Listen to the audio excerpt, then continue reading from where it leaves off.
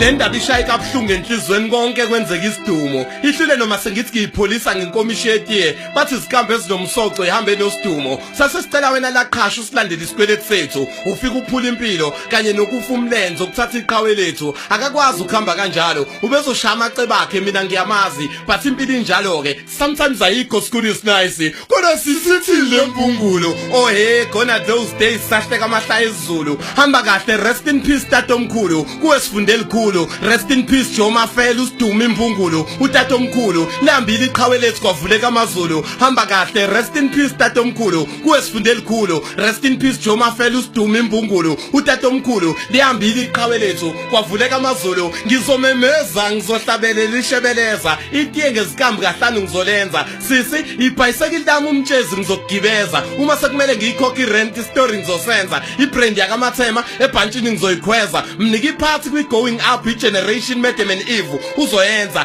King's Fortune 42-1 ememeza. Ngiyakuvuma mina le nto ubuyenza. Wena Jovu, abakithi bakhuluma nami sisi ngaphakathi kimi ngiyabezwa. Hamba kahle, rest in peace tatomkhulu. Kuwesifundela khulu, rest in peace Joe Mafela usiduma impungulo. Utatomkhulu, lambili iqhawe kwavuleka amazulu. Hamba kahle, rest in peace tatomkhulu. Kuwesifundela khulu, rest in peace Joe Mafela usiduma impungulo. Utatomkhulu, lihambile iqhawe lethu kwavuleka amazulu. Siyabonga Mpungose. Amaphupho hayi nginawo nje maningi.